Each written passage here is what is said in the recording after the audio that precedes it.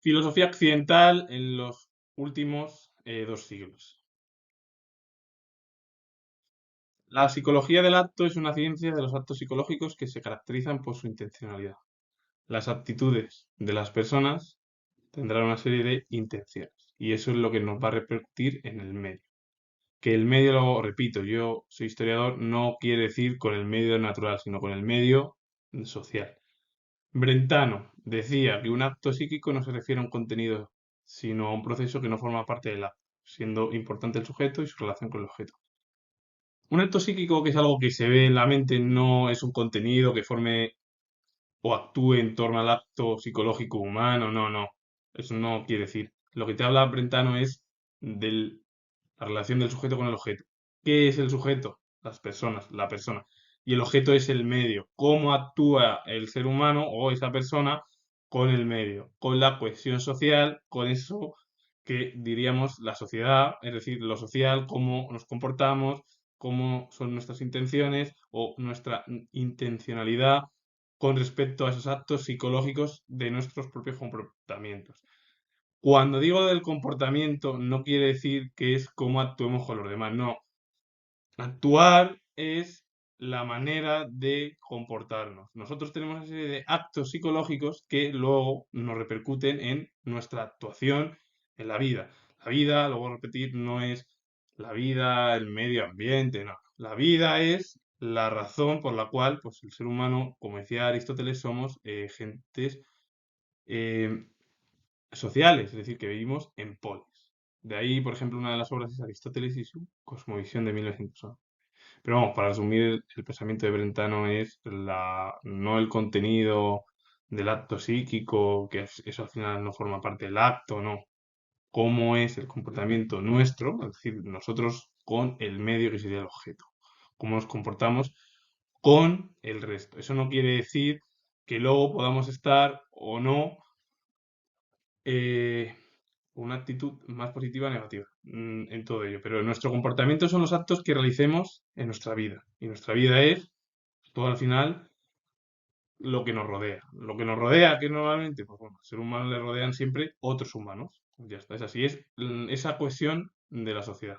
Una persona puede vivir sola, eso no pasa nada, puede vivir con alguien, eso es, y eso no es un problema, es la actitud nuestra con respecto a los demás. Porque claro, si hacemos daño, al final la gente no confía en nosotros, o si hacemos el bien, pues también pues somos muy confiables. Entonces tenemos que coger ese término medio en torno a nuestra actitud. Y nuestras actitudes nos van a repercutir con el medio. El medio es el objeto, la realidad, lo que es la vida y todos los problemas que nos vayan pues, alcanzando y a partir de ahí alcanzaremos esa cohesión con el resto de personas. Mecanicismo. Doctrina según la cual toda realidad natural tiene una estructura comparable a la de una máquina. El mecanicismo es una vida mecánica. ¿Qué quiere decir? Pues, por ejemplo, un reloj que va con una serie de engranajes. Pues bueno, pues el mecanicismo es tu vida basada en una máquina. Es decir, es como si fueras una máquina. Eso es el mecanicismo. Que al final a la humanidad no está dentro de la estructura mecánica. Es verdad que existió el mecanicismo con ese recorrido que se pensó, por la cual, bueno, pues tu vida natural está comparable a la de una máquina, es decir, eres como un reloj o que va con una serie de engranajes y ese es el mecanicismo. Entonces, tu vida es un engranaje y son engranajes que se van realizando en esa estructura mecánica. Pero vamos, que el mecanicismo es un engranaje de la realidad de una persona que se compara con una máquina y la máquina es al final pues, a través de engranajes. Determinismo. Sostiene que la vida está regida, fuertemente determinada por circunstancias que escapan del control humano, de modo que nadie es responsable en última instancia de lo que hace o deja de hacer. Y el determinismo es tu vida siempre está bajo una serie de circunstancias que están fuera de nosotros, del control humano. Entonces ya ahí ya nadie es responsable de tus actos, de lo que realices o no, si realizas algo negativo o positivo, pues eso va a ser tu vida, es decir, tú tendrás que elegir y si eliges algo que no es el camino correcto, tendrás que hacerlo, aunque más tarde pueda repercutir en la vida de los demás. Es verdad que al final nadie va a ser responsable del camino que elijas tú, pero eso sí que puede repercutir en tus circunstancias. ¿Qué quiere decir esto? Que si tú tienes un tipo de problema, sobre todo como se habla del ámbito familiar, algo que realices siempre va a repercutir en tu decisión, pero esa decisión puede repercutir en lo que hay detrás de ti. Normalmente. Es verdad que el determinismo en sí lo que te explica dentro de la filosofía es tú haces una vida, tu vida es tu vida, eres responsable de tus actos y tus actos son, pues, positivos o negativos. Y ya cada cual, pues, se puede dejar hacer, no hacer. Es decir, tú haces una cosa o no la puedes hacer. Eso ya es tu problema. Tú ya no eres dependiente de lo demás. Es verdad que todo lo que repercute, y yo esto lo digo siendo historiador, va a repercutir siempre a alguien que está detrás de ti, porque esa repercusión afecta al resto. Pero en realidad el determinismo es una serie de pautas en la cual tú haces tu vida y tu vida es tu vida y tú eliges. Vas adquiriendo experiencia y esa experiencia la vas absorbiendo. Y a partir de ahí tú eres responsable de tus actos. Tú puedes elegir un camino u otro y si el camino que eliges es no es el correcto, tendrás una serie de problemas que te van a afectar en tu vida personal. Y los demás, da igual o luego que hagas o no, no van a estar, como dice el determinismo, en tu propia circunstancia. Eso no quiere decir que luego al final todo ello repercuta en las posiciones traseras que son normalmente las que ayudan, sobre todo más lo digo en el ámbito familiar, que son los padres, los hijos, los abuelos, todo eso, con los nietos, que son los que más ayudan. Esto no quiere decir que tenga que ver con la vida familiar. Un determinismo es tu vida propia. Un mecanicismo es realizar una vida natural en torno a una serie de estructuras mecánicas y en la cual te habla el mecanicismo, es tu vida, la realizas y eres una especie de máquina, es decir, una especie de mecanismo natural, en la cual tu engranaje es como una máquina, y la máquina pues tiene una duración que es igual al final. Pero claro, eso el del mecanicismo, el ser humano es más complicado, porque lo repito, yo que soy historiador, ser mecánico es compararte con una máquina y es verdad que al final sería una estructura mecánica porque el ser humano tiene unos engranajes por dentro del cuerpo y lo que pienses que serían los engranajes no es para dejarlo claro, no es la electricidad, es otra manera de ser que sería el pensamiento. Y entonces tú, con el pensamiento mecanicista, pues tendrás una serie de eh, vivencias o de pensamientos que lo harás como una máquina. El determinismo, tu vida es la tuya y tú consigues tus objetivos. Tienes varios caminos y si eliges el camino que no es correcto, te va a repercutir en tu vida. Ahora, puede ser que sea para bien o para mal, eso ya es tu decisión. Que el problema es, como he hablado del ámbito familiar, es que siempre hay alguien detrás en torno a que te des empujón y que luego al final le puede afectar a él. Pero normalmente el determinismo es tu vida propia, tu historia, tu pensamiento y tu camino. ¿Qué es lo que quieres hacer con tu vida? Sería el determinismo. Y ahí a partir de ahí eliges tu vida y ya tu vida ya va como una especie de camino que es imaginario y que esa imagen que tienes de ese camino va obteniendo experiencias, obteniendo prácticas. Y esas prácticas las vas realizando tú en tu vida, tu vida, tu vida, tu vida. Llegas a una conclusión que dices, bueno, ya tú puedes hacerlo con tu propia responsabilidad, que es el determinismo, y si se hace o no se hace, eso ya es decisión propia. La semiótica estructural está dividida en tres disciplinas de estudio: semántica, sintáctica y pragmática. La semántica estudia el significado de los signos. Bueno, la semántica son los signos, se estudia los signos. La sintáctica trata las relaciones entre signos y la pragmática se encarga de la forma en que son interpretados. Bueno, pues la semántica al final es estudiar los signos. La sintáctica, las relaciones que existen entre los signos. Y la pragmática, pues, cómo hay que interpretarlos. Es decir, la interpretación, que al final es como si fuera una obra de lo que hacían los escritores. Pues, bueno, una obra que hacían los escritores durante el periodo, desde la época antigua hasta la actualidad, bueno, pasando hoy en día, que sería en realidad ya más, pues las películas, desde los años, sobre todo, pues más 50 del siglo XX, que es cuando empezaron las grandes figuras, por ejemplo, Charles Chaplin, Walt Disney, los artistas músicos del siglo XX que fueron al final pioneros de la música actual, pues todo ello. Pues al final es como una especie de obra que un artista de la música te escribe varias canciones y lo mm, realiza en una obra con X canciones. Ya está, pues bueno, pues al final la semántica, la sintáctica y la pragmática, si la semántica es el significado de los signos, qué son los signos, la sintáctica, las relaciones entre signos, la pragmática es cómo interpretarlos, que al final es una obra, es decir, como hablaba, hacían los escritores. Por ejemplo, Cervantes, Góngora, Tirso de Molina o incluso Calderón de la Barca, por poner algunos ejemplos. La lógica es semiótica, el estudio de la capacidad innata de los seres humanos para producir y comprender signos de todas clases.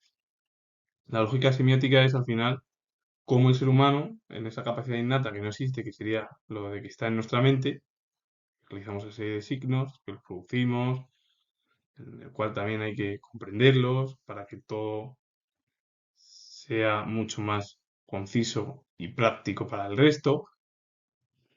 Es como todo, si tú no explicas una estructura, a lo mejor un pensamiento de un filósofo, o lo explicas a media, es imposible que se entere cualquiera lo que estás hablando con ese pensamiento. Entonces, si tú hablas, por ejemplo, del mundo de las ideas o el mundo de Aristóteles, que hablaba del mundo científico, pues oye, Aristóteles decía que el mundo de las ciencias es aquel objeto que vemos y a partir de ahí, que es el empirismo, aristotélico sobre todo, en el cual, bueno, pues ser empírico es, lo digo así y lo repito, ser empirista está relacionado con los objetos que vemos a través del mundo de los sentidos, el mundo sensible. Vale, pues explicamos, por ejemplo, una lámpara y decimos, bueno, una lámpara está formada por como sea esa lámpara.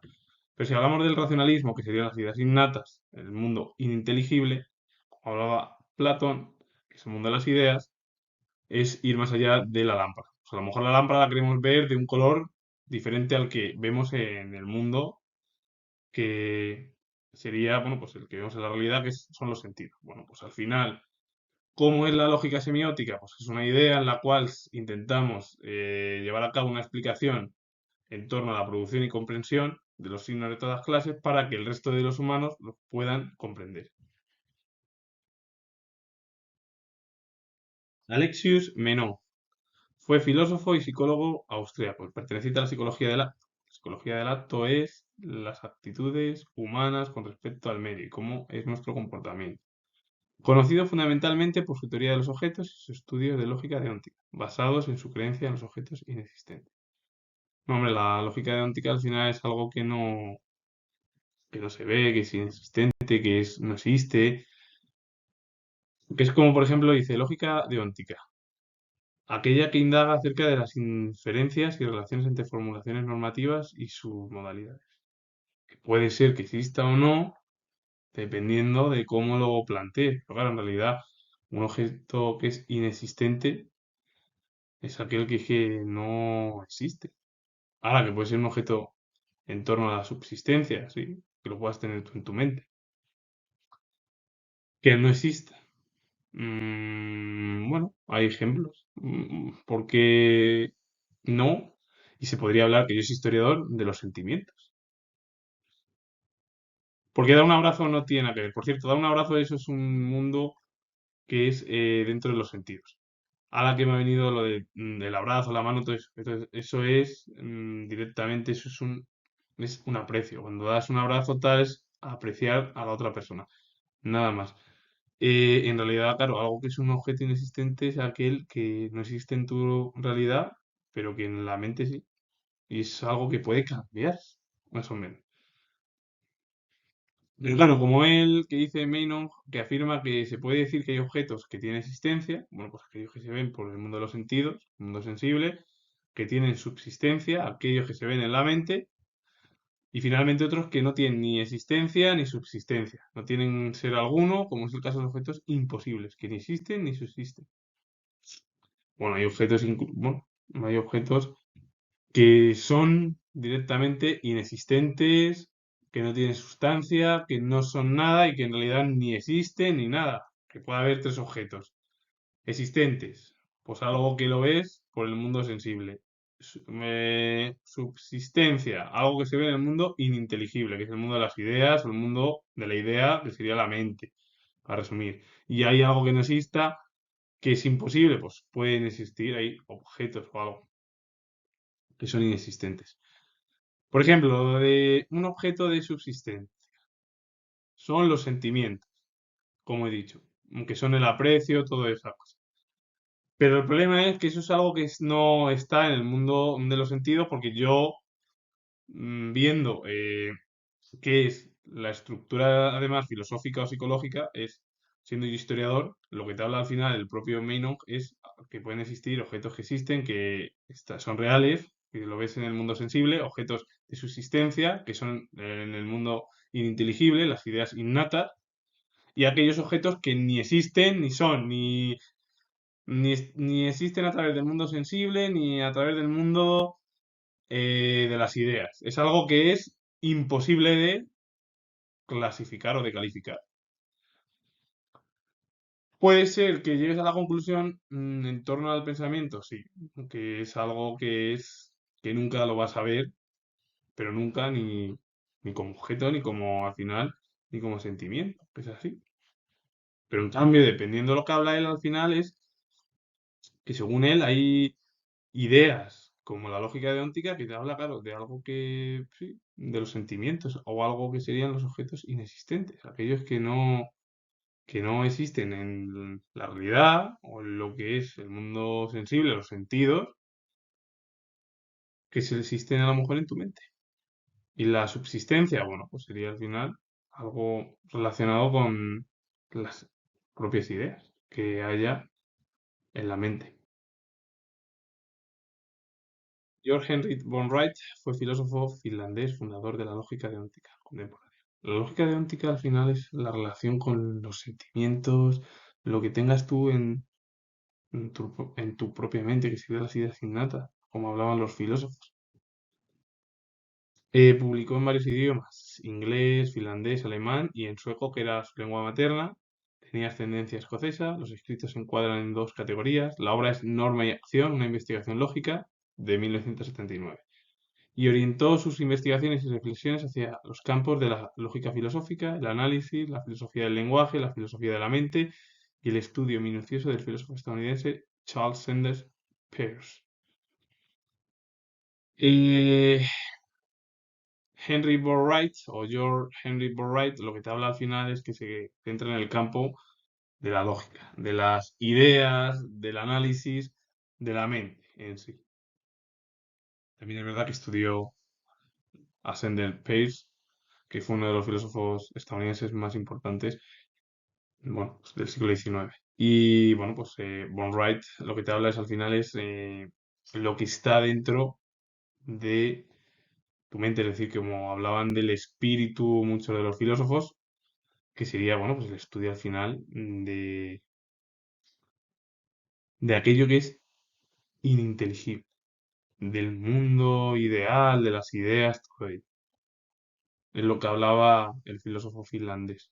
Por cierto, uno de los más importantes en Finlandia, muy conocido en Europa, y por cierto, en España no es conocido y dejó un legado impresionante, sobre todo en el siglo XX, en el panorama occidental. Pero aquí en España está totalmente olvidado y desconocido. Y el legado es de lo más importante que dejó el filósofo finés. Charles Sanders Peirce fue filósofo, lógico y científico estadounidense, considerado el fundador del pragmatismo y el padre de la semiótica lógica moderna. o teoría de los signos, junto a Ferdinand de Saussure, padre de la semiótica estructuralista o semiología. La obra de Sander Peirce es el pragmatismo.